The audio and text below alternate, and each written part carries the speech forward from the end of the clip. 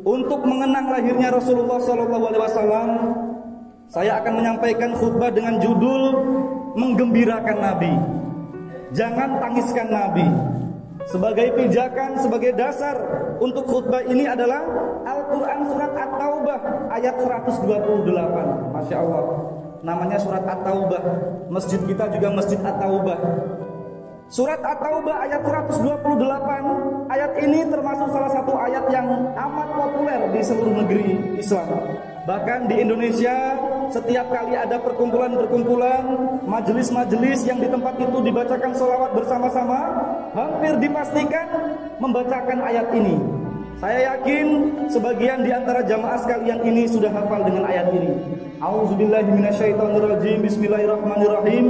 Laqad ja'akum rasulun min anfusikum azizun 'alaihi ma 'anittum harisun 'alaikum bil mu'minina raufur rahim. Sungguh telah datang kepadamu rasul dari kalanganmu sendiri. Yang rasul itu ikut merasakan apa yang menjadi bebanmu. Rasul itu sangat ingin menjadikan kamu orang-orang yang soleh. Rasul itu orang yang sangat sayang kepada orang-orang yang mukmin. Hadirin sekalian, ayat ini saya pilih sebab ayat ini ayat yang dalam sejarah sangat unik. Dan dalam struktur kata dari seluruh ayat-ayat Al-Quran, ayat ini sangat unik pula. Dari segi sejarah, Zaid bin Sabit radhiyallahu anhu, mantan sekretaris Rasulullah untuk menulis Al-Quran, ketika beliau diberi kepercayaan oleh pemerintahan ketiga yaitu Khalifah Utsman bin Affan, beliau dan timnya diberikan tugas untuk membukukan Al-Quran. Beliau dan timnya berhasil mengumpulkan seluruh ayat-ayat Al-Quran dari koleksi para sahabat yang ditulis di tulang-tulang unta, di tulang sapi, yang ditulis di kayu, ditulis di batu. Seluruh ayat-ayat Al-Quran sudah dikumpulkan semuanya. Kita semua membayangkan berapa puluh truk itu untuk menulis sekian ribu ayat. Tapi ada satu ayat yang berhari-hari, berminggu-minggu tidak bisa ditemukan. Kalau hafal semua sudah hafal, cuma barang buktinya tidak ketemu. Kalau itu memang betul-betul ditulis oleh seorang sahabat, berhari-hari, berminggu-minggu tidak bisa ditemukan. Akhirnya baru ditemukan beberapa hari kemudian di rumah Abu Huzaimah Al-Ansari radhiyallahu anhu. Jadi inilah ayat yang terakhir kali ditemukan. Setelah ditemukan pun para sahabat masih bingung ayat ini dimasukkan di surat apa, karena belum diketahui juga ayat ini turun di Mekah atau di Madinah. Yang kedua, jamaah sekalian, ayat ini sangat unik sebab ada seorang pakar yang bernama Rashid Khalifah, orang kelahiran Mesir yang berkebangsaan Amerika Serikat, yang melakukan analisis numerologis Al-Quran. Sepanjang hidupnya beliau meneliti mukjizat Al-Quran dalam perspektif angka-angka. Menurut pakar ini mengatakan bahwa kalimat Bismillahirrahmanirrahim terdiri dari 19 huruf. Dan 19 huruf itu bisa untuk memverifikasi apakah Al-Quran ini asli atau tidak. Dan dia yakin bahwa Bismillahirrahmanirrahim yang 19 huruf itu nanti ketika mengetahui apakah Al-Quran ini pas atau tidak, itu dilihat. Kalau bisa dibagi habis dengan 19, maka berarti ini benar. Kemudian dia menemukan yang pertama di kalimat bismillah itu ada kalimat bismi atau ismun. Itu dilihat, dicek dalam Al-Quran, ternyata jumlahnya 19 kata. Berarti habis dibagi 19.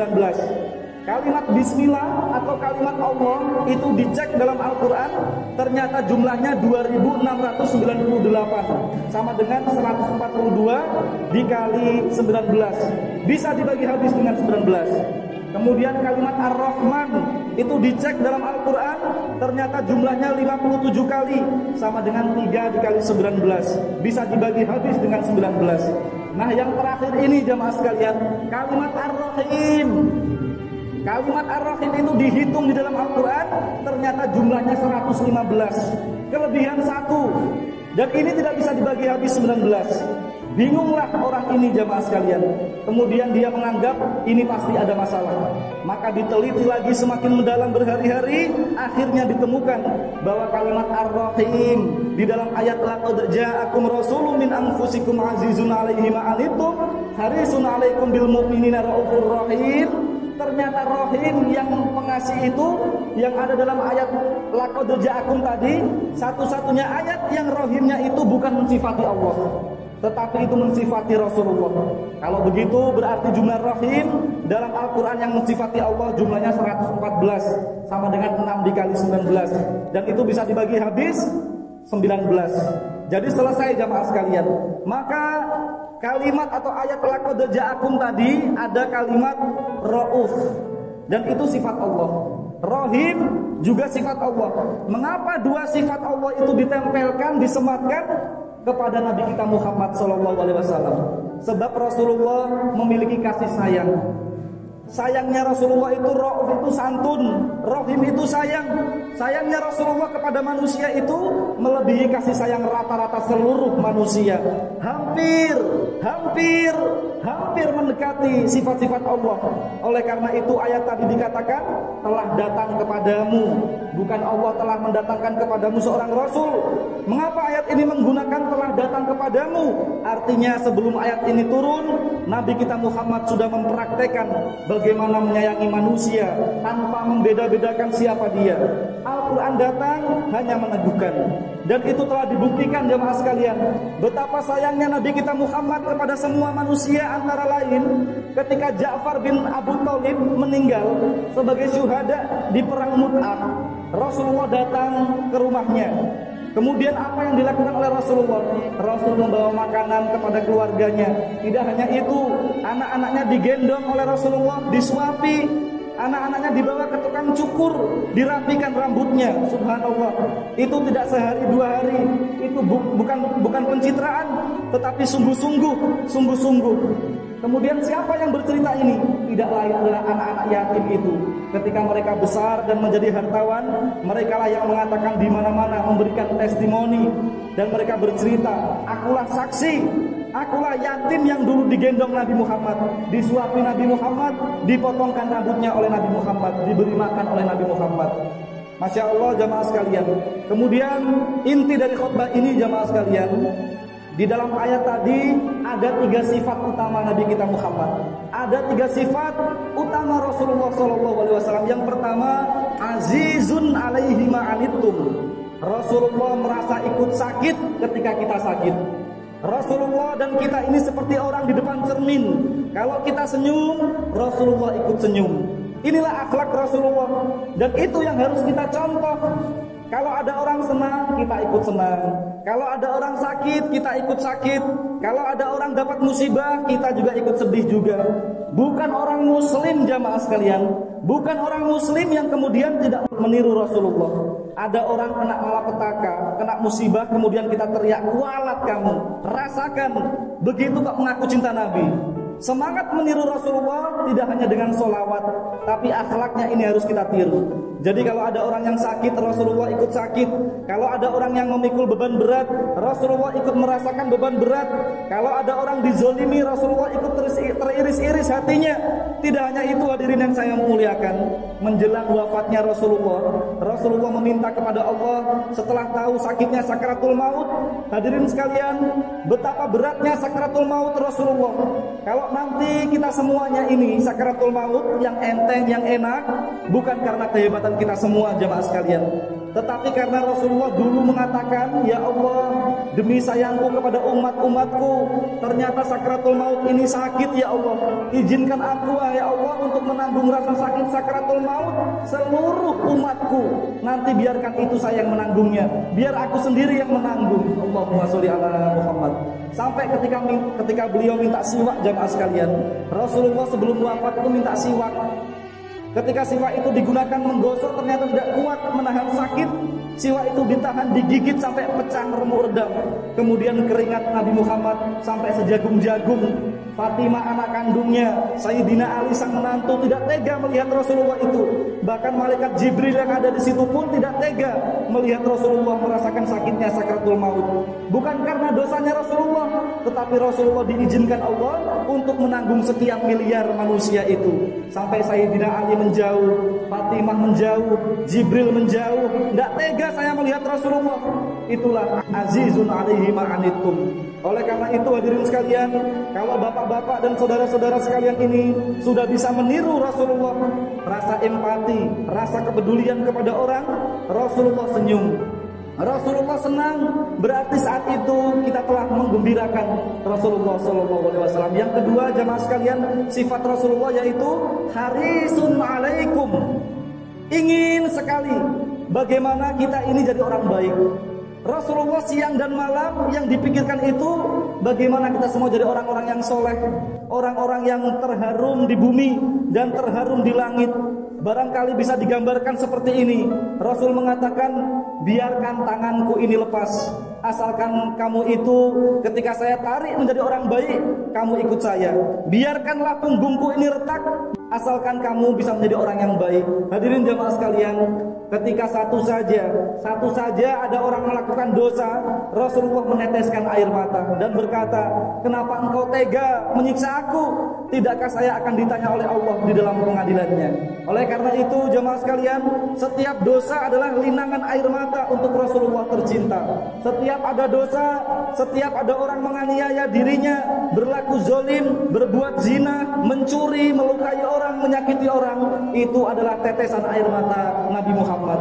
Dan setiap kebaikan itu adalah senyumnya Rasulullah SAW tercinta. Yang terakhir jamaah sekalian, sifat Nabi Muhammad, bil mu'minina raufur rahim. Rasulullah SAW itu bertindak langsung kepada orang-orang yang punya masalah.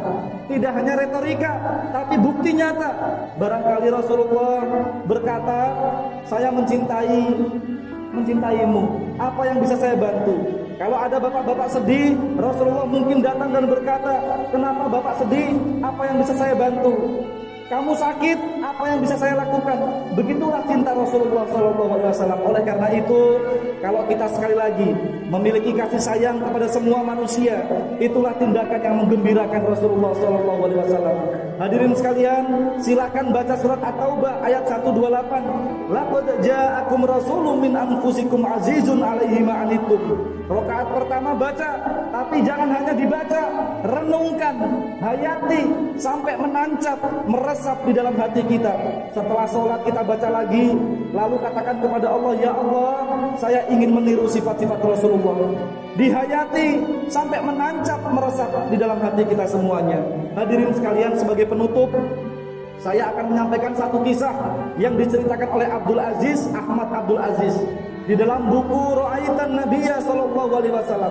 Dalam buku itu diceritakan tentang ayat ini, surat At-Taubah ayat 128. Hadirin, di Irak ada orang yang namanya Shibli. Dia terkenal gendeng, terkenal gila, pakaiannya rombeng, baunya tidak enak. Tapi suatu saat ada syekh besar yang karismatik di Irak. Siapa namanya tidak disebutkan dalam buku itu.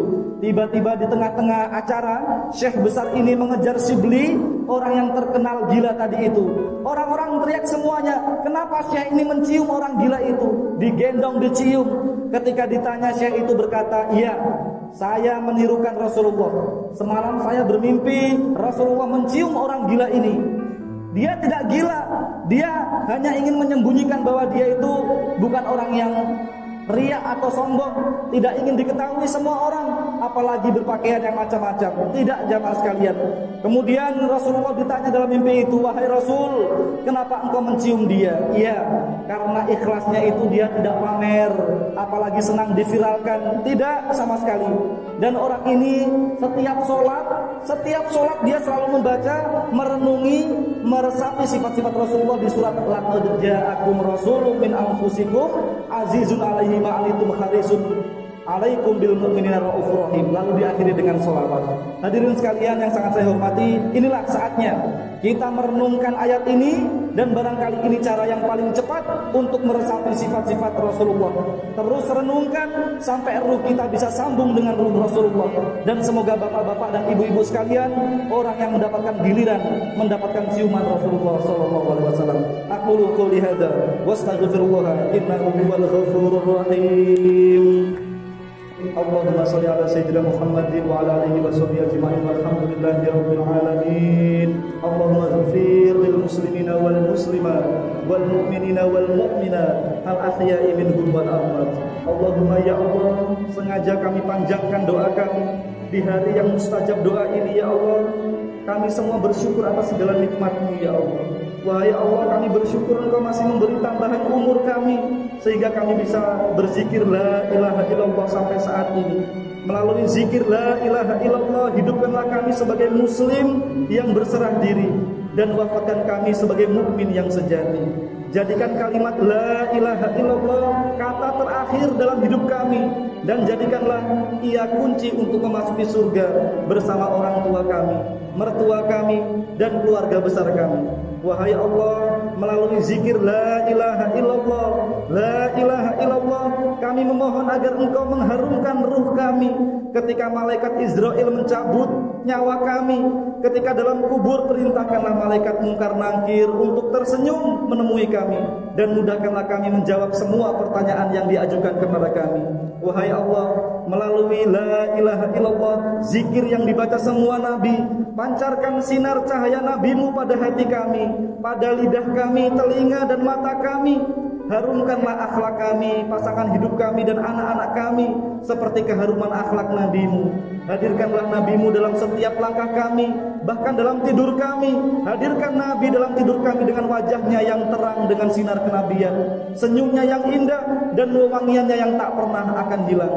Wahai Allah, jadikan setiap nafas dalam zikir la ilaha illallah pengampunan untuk ibu bapak kami, mertua kami, juga pengampunan untuk kami, pasangan hidup kami, anak cucu kami, bahkan guru-guru kami, serta semua orang yang pernah menolong kami. Mohon jangan wafatkan kami dulu ya Allah, sebelum dosa-dosa kami telah Engkau ampuni. Dan kemudian mudahkanlah sakaratul maut kami, dan wafatkan kami dengan husnul khatimah. Rabbana atina fid dunya hasanah wa fil akhirati hasanah wa qina azabannar. Walhamdulillahirabbil alamin. Ibadallah, innallaha ya'muru bil adli wal ihsan wa ita'izil qurba wa yanha 'anil fahsya'i wal munkar wal baghi ya'izukum la'allakum tadhakkarun wa la dzikrullahi akbar. Aqimis shalah.